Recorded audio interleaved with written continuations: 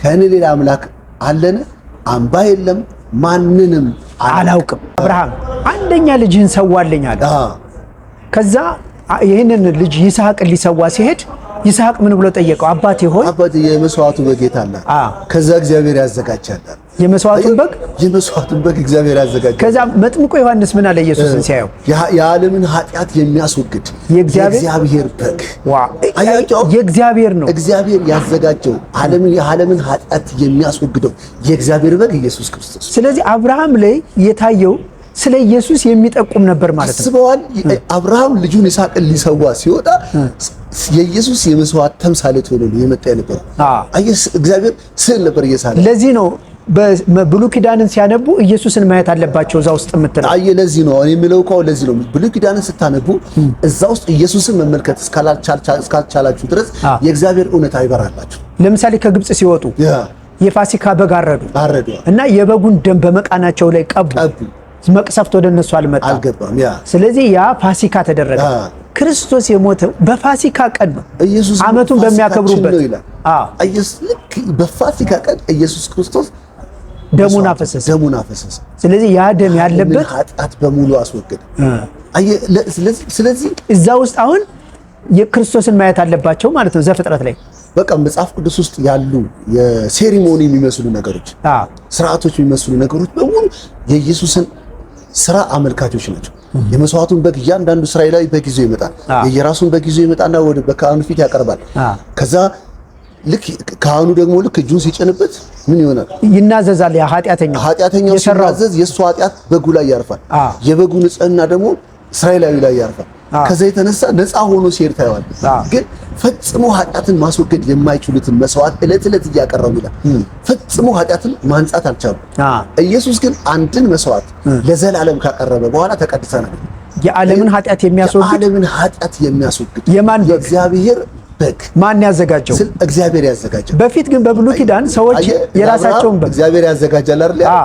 እግዚአብሔር ያዘጋጀው የዓለምን ኃጢአት የሚያስወግደው የእግዚአብሔር በግ ኢየሱስ ክርስቶስ ነው። የዛ ጥላ ነበር ማለት የዛ ጥላ ነበር። ያ በአብርሃም ላይ ያየነው ክስተት ድንገት አይደለም። ኦኬ፣ ጥላ ነው እግዚአብሔር እየሰራ ያለው። ሊቀ ካህኑም አሁን ኢየሱስ ክርስቶስ እውነተኛው ሊቀ ካህን በሰማይ ያለው እውነተኛ ሊቀ ካህን አሁን ኢየሱስ ክርስቶስ የገዛ ደሙ ይዞ የኃጢአት ማስተሰሪያ ያርጓል። ያ የመጀመሪያው ሊቀ ካህን ህዝቡ ያቀረበውን መስዋዕት ደም ይዞ ይገባሉ በብሉይ ኪዳን በጥላው ዘመን ማለት ነው። ከዛ የኃጢአት ማስተሰሪያ ያደርጋል። ግን ማስተሰሪያ ቢያደርግም ፈጽሞ ኃጢአትን ማንጻት ግን አይችሉም ነበር። እሱም መዘንጋት የለበትም። ለምን? ጥላው ነበር።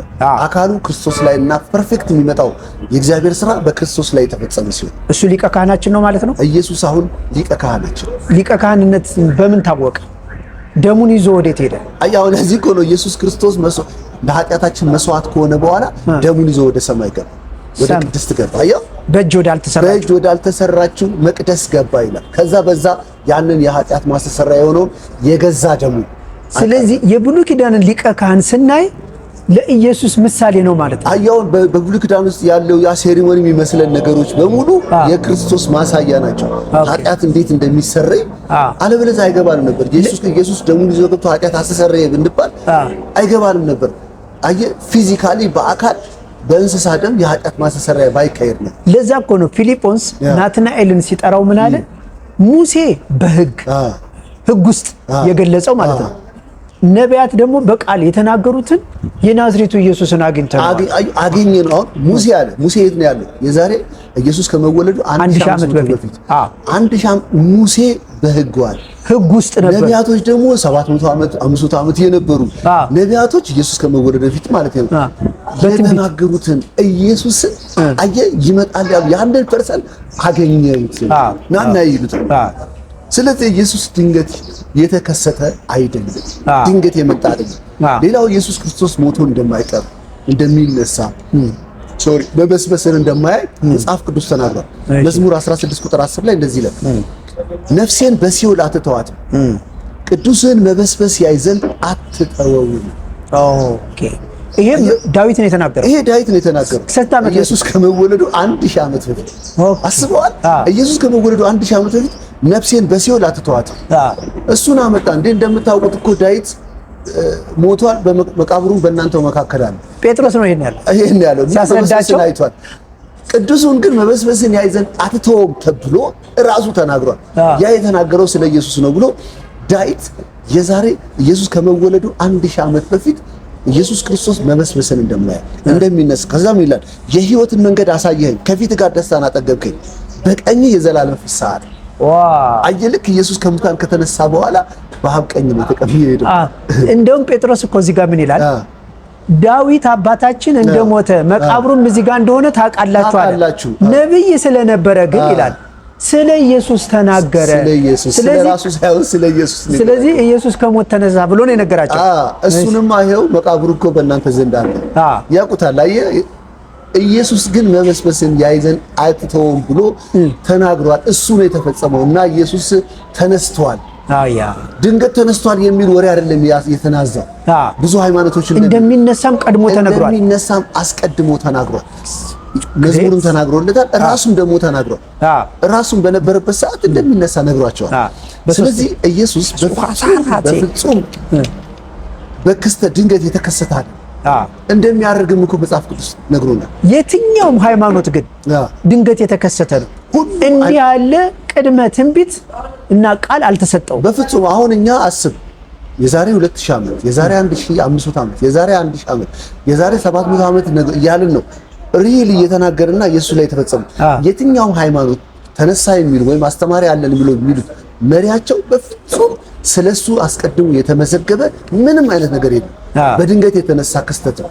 ግን ይሄን ነገር እግዚአብሔር ቀድሞ የሚናገር አምላክ እንደሆነና አንዱ አምላክነቴ ከሚገለጽበት አንዱ ቀድሜ መናገር ነው የሚለው እኔ ፊተኛ ነኝ፣ እኔ ኋለኛ ነኝ፣ ከኔ ሌላ አምላክ የለም፣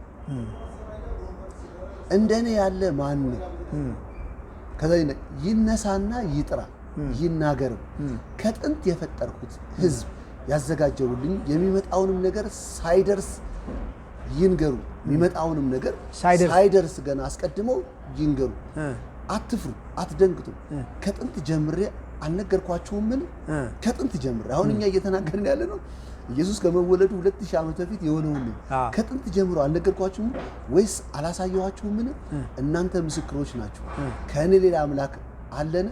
አምባ የለም፣ ማንንም አላውቅም። ኢሳይያስ ስንት ነው እባክህ? አሁን ተመልከቱ፣ ኢሳይያስ 44 ቁጥር 7 ላይ ነው። ስለዚህ አሁን ማንም የለም።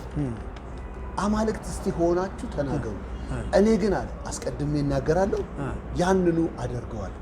እዚህ ጋር አምላክ ነው። እዚህ ጋር እኮ ስታነበው መጀመሪያ ምን ይላል? እኔ ፊተኛ እኔ ኋለኛ ማለት ከፊት ጀምሮ እስከ ኋላ ድረስ ያለው እኔ ነኝ። ስለዚህ እዚህ ጋር ቆሜ ከኋላ ገና የሚመጣውንም እናገራለሁ። አስቀድሜ እናገራለሁ። እስኪ አማልክት ከሆናችሁ እንዲያርጋችሁ ንገሩ ነው። አማልክት ነን ካላችሁ አምላክ ነን ካላችሁ ኑና ንገሩ እያለ እኮ ራሱን እያቀረበ እኮ እኔ አምላክ ነኝ። የአምላክነቴ መገለጫ ደግሞ ሳይሆን በፊት አስቀድሜ እናገራለሁ፣ ከዛ ደግሞ አደርገዋለሁ። እናና ከልክል ከኔ ውጪ ሌላ አምላክ አለ ካልክ አደርገዋለሁ ያልኩትን ነገር እናና ከልክል፣ ወይም አንተ አድርጋ አሳየን፣ ቀድመህ ተናገርና ሳይመጣ ፊት ተናገርና እስኪፈጽም። ስለዚህ እዚህ ማለት ከለክላለሁ ይላል። የአምላክነት መለኪያ አድርጎታል። እዚህ ጋር አንዱ ያው ብዙ የአምላክነት መለኪያ ብለን ብዙ የሰራናቸው ትምህርቶች አሉ። አንዱ የአምላክነት መለኪያ ከዛሬ አስተምሯችን ጋር የሚሄደው አስቀድሞ ይናገራል፣ የተናገረውን ነገር ይፈጽመዋል። አትፈጽምም ብሎ የሚከለክል ሌላ ኃይል የለም። እኔ ብቻ አምላክ ነኝ፣ ፊተኛ ነኝ፣ ኋለኛ ነኝ። ስለዚህ ክርስቶስ ከመወለዱ 700 ዓመት በፊት ድንግል ትጸንሳለች፣ ወንድ ልጅንም ትወልዳለች፣ ስሙንም አማኑኤል ትሉታላችሁ። ትርጉሙም እግዚአብሔር በእኛ አየውን አምላክ ባይሆን ይህን መናገር አይችልም። መምጫውን አይናገርም ነበር። መምጫውን ከተናገረ ያስቆሙታል። አሁን ብዙዎች ልትሆን ያለው ነገር አትናገር ይላል። ለምን? ከነሱ የሚበረታ ኃይል ያንን ነገር ያስቆማል ብሎ ስለሚፈሩ። እግዚአብሔር ግን ይናገራል። ከዛስ የተናገርኩትን ነገር አታረግም ብሎ የሚከለክለኝ ኃይል የለም። ለዚህ ነው ሌላ ኃይል የለም፣ ሌላ ማንም የለም። ስለዚህ ዛሬ ድምጻችን እየሰማችሁ ይሄን መልእክት እየሰማችሁ ያላችሁ ሰዎች መጽሐፍ ቅዱስ ብለን ስናነብ ጀስት ዝም ብሎ እንዳልሆነ አየህ አብርሃም ብለን ስንጠራ ኢየሱስ ከመወለዱ 2000 ዓመት በፊት የነበረ እሱ የተናገረውን ትንቢት ቀጥታ ኢየሱስ ላይ መጥቶ የተፈጸመ። ሙሴ እያለን ስንጠራ ኢየሱስ ከመወለዱ 1500 ዓመት በፊት የነበረ መጥቶ ትንቢት እሱ የተናገረው ትንቢት መጥቶ ኢየሱስ ላይ የተፈጸመ። ንጉሥ ዳዊት ብለን ኢየሱስ ከመወለዱ 1000 ዓመት በፊት የነበረ የተናገራቸው ትንቢቶች መጥተው ኢየሱስ ላይ የተጣበቁ። ስለዚህ ዝም ብለን የምናመልክ ሳንሆን እግዚአብሔር መሆኑ የገለጠበት አምላክ ብቻውን እሱ ብቻ እንደሆነ የገለጠበት እውነት ላይ መመስረታችሁን ዛሬ በዚህ እውነት መረዳት አለባችሁ። የሚገርመው ፓስተር ይሁዳ በ30 ብር እንደሚሸጠው እኮ ክርስቶስ ከመወለዱ 400 ዓመት በፊት ተተንብዮአል። ምን ያልተተነበያል? አሁን እኮ ኢየሱስ ላይ ያልተተነበየ ለዚህ ነው የመጣው ትንቢቱን ሁሉ ሊፈጽም። ቅድም ያልኩት ቃል በጣም ወሳኝነት አለው። ሁሉ እንደተፈጸመ አውቁ የተነገረው ትንቢት ያም ማለት ኢየሱስ ክርስቶስ እያንዳንዱ ነገር የሚሆንበትን ነገር ሆኗል እያለን ነው። ልክ የመጨረሻው ለጥሜ ሆምጣጤ ሰጡኝ የምትለው ቃል ስላልተፈጸመች ሁሉ እንደተፈጸመ አወቀና ይላል። አንድ ቃል ብቻ ቀርታለች ወይም አንድ ድርጊት ብቻ ቀርታለች እሱ ላይ የምትፈጸም። ለጥሜ ሆምጣጤ ሰጡኝ የምትለው ቃል አልተፈጸመችም። ጠማኝ ያላቸው እኮ እሱን እየገደሉት ያሉ ጠላቶቹ ላይ ነው። እሱን ለመግደል በተነሱት ሮማውያን ነው። ተጠማው ሲል ግን ትንቢት መሆኑን አያውቁም እነሱ። እያላገጡ ነው የነክረው አፉ ላይ ያደረጉ። እያላገጡ ቢያደርጉትም ኢየሱስ ግን ትንቢቱ የመጨረሻ የምትፈጸመው ቃል ስለሆነ ልክ እሱ ከቀመሰ በኋላ ተፈጸመ። የሚገርመው ግን ፓስተር በጣም የሚገርመው ነብዩ ኢሳይያስ ክርስቶስ ከመወለዱ 700 ዓመት በፊት የነበረ ነው። ስለ ኢየሱስ አገልግሎት አየና እንዲህ አለ፣ ጆሮው እንደምትሰማ አይበይንም፣ አይኑ እንደምታይም አትፈርድም ብሏል። እና ከዛ ያቺ ሴት አመንዝራ የተገኘች ሴት አመነዘረች ብለው ይዘውት መጡ። እነርሱ እንዳሉት እንደሰማው አልበየነባትም። ራሳቸውን እንዲመለከቱ ያደረጋቸው ራሳቸውን ሲያስመለክታቸው ራሳቸው ኃጢአተኞች ናቸው። ስለዚህ ስለመወለዱም ስለማገልገሉም ስለመሰቀሉም ስለመሞቱም ስለመነሳቱ ስለማረጉ ችላምብና ብንጨርስ ደስ ይለኛል። መዝሙር 68 ቁጥር 18 ላይ እንደዚህ ይላል፣ ወደ ላይ አረግ ይላል። ምርኮን ማረግ ስጦታ ለሰው ሰጠ፣ ደግሞ ለአመፀኞች በዚያ ያድሩ ዘንድ ይላል። ወደ ላይ አረግ ምርኮን ማረግ ማን የጻፈው? ነብዩ ዳንኤል። መቼ? ዳዊት ነው የጻፈው። መቼ? ኢየሱስ ከመወለዱ 1000 ዓመት 10 ትውልድ በፊት ነው የተናገረው የኢየሱስን ማረግ። ኢየሱስ ድንገት ተነስቶ አይደለም ያረገው።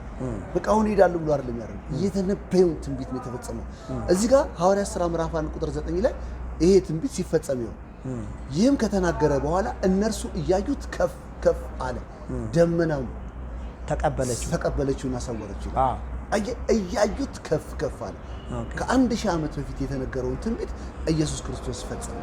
ስለዚህ ኢየሱስ ድንገት ያደረጋቸው ነገሮች አምላክነቱን የገለጠበት አንዱ ምስጢር እናገራለሁ፣ አደርገዋለሁ። አስቀድሜ ሳልናገር ነገርን አልፈጽም። ለዚህ ነው እግዚአብሔር ይናገራል። የተናገረውን ነገር የሚከለክለው ኃይል ወይም ሌላ አምላክ ስለሌለ ያንን ፈጽሟል።